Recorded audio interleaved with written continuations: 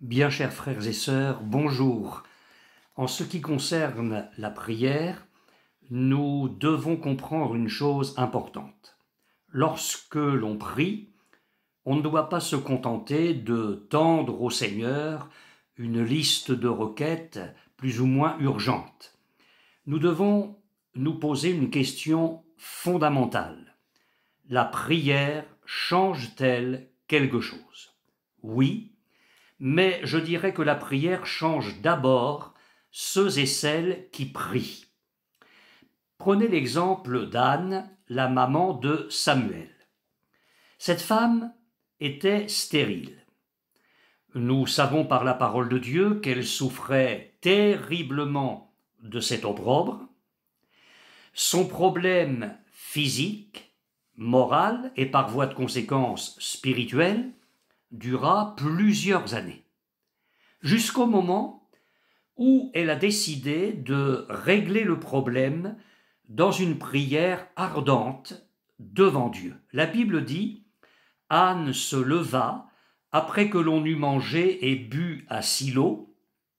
Le sacrificateur Élie était assis sur un siège près de l'un des poteaux du temple de l'Éternel, et l'amertume dans l'âme, elle pria l'Éternel et versa des pleurs. Elle fit un vœu en disant « Éternel des armées, si tu daignes regarder l'affliction de ta servante, et si tu te souviens de moi, et n'oublie point ta servante, et si tu donnes à ta servante un enfant mâle, je le consacrerai à l'Éternel pour tous les jours de sa vie, et le rasoir ne passera point sur sa tête. » Premier livre de Samuel, chapitre 1er, les versets 9 à 11. Sa prière fut ardente, fervente. Cette femme mit tout son cœur, toute son énergie, toute sa détresse aussi, dans sa requête. Et nous lisons la suite du récit, dans les versets 12 à 18, comme elle restait longtemps en prière devant l'Éternel, Élie observa sa bouche. Anne parlait dans son cœur et ne faisait que remuer les lèvres, mais on n'entendait point sa voix. Élie pensa qu'elle était ivre, et il lui dit « Jusque à quand seras-tu dans l'ivresse? Fais passer ton vin. » Anne répondit « Non, mon Seigneur, je suis une femme qui souffre en son cœur, et je n'ai bu ni vin, ni boisson enivrante, mais je répandais mon âme devant l'Éternel. Ne prends pas ta servante pour une femme pervertie, car c'est l'excès de ma douleur et de mon chagrin qui m'a fait parler jusqu'à présent. » Élie reprit la parole et dit « Va en paix, et que le Dieu d'Israël exauce la prière que tu lui as adressée. » Elle dit « Que ta servante trouve grâce à tes yeux. » Et cette femme s'en alla. Sa prière ardente atteignit le trône et le cœur de Dieu, et Anne reçut la promesse de l'exaucement. Que se passa-t-il pour elle ensuite? Versets 18 et 19. Elle mangea, et son visage ne fut plus le même. Ils se levèrent de bon matin, et après s'être prosternés devant l'Éternel, ils s'en retournèrent et revinrent dans leur maison à Rama. Elkana connut Anne sa femme, et l'Éternel se souvint d'elle. Dans le cours de l'année, Anne devint enceinte, et elle enfanta un fils qu'elle nomma Samuel, car, dit-elle, je l'ai demandé à l'Éternel.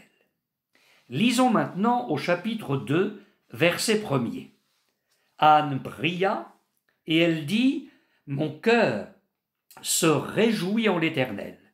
Ma force a été relevée par l'Éternel. Ma bouche s'est ouverte contre mes ennemis, car je me réjouis de ton secours. » La prière n'a pas seulement effacé l'opprobre d'Anne, la prière l'a changée.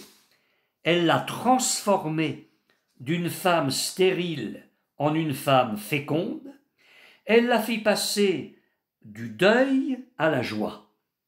La prière a changé ses lamentations en allégresse. Je me demande si, dans la vie spirituelle, nous avons bien compris l'ordre des choses dans la pensée de Dieu.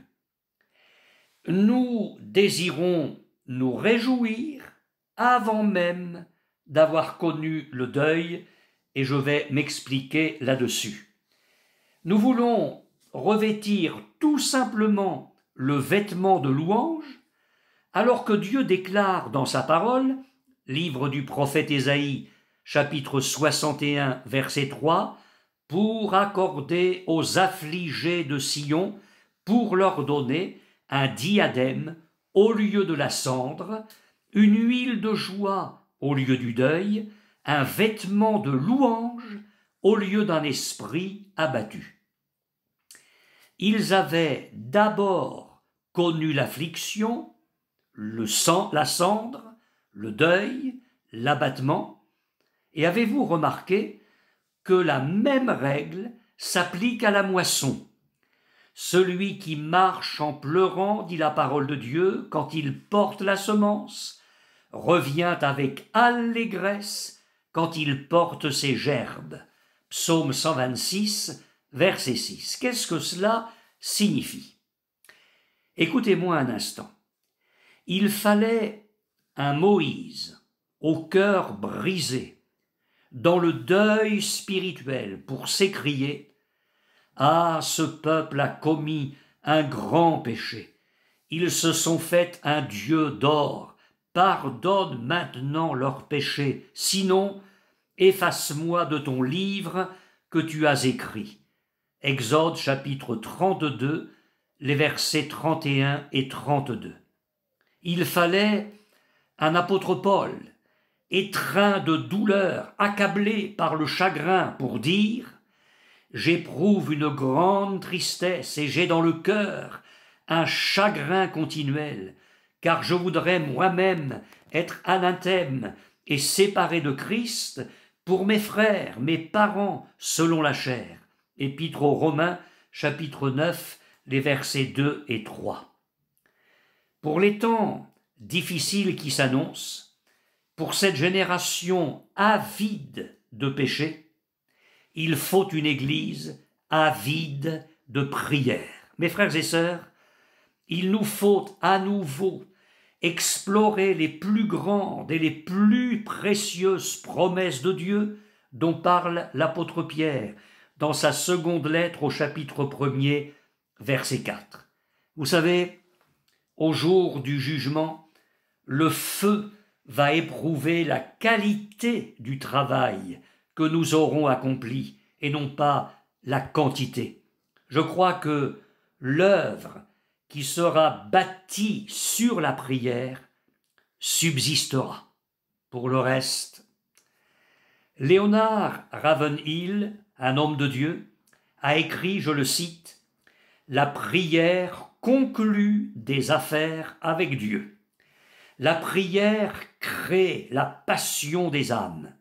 La passion des âmes suscite la prière. L'âme qui comprend prie, et l'âme qui prie reçoit de la connaissance. À l'âme qui prie avec sa faiblesse, le Seigneur communique sa force. Oh, si nous étions des hommes de la même prière qu'Élie, un homme de la même nature que nous.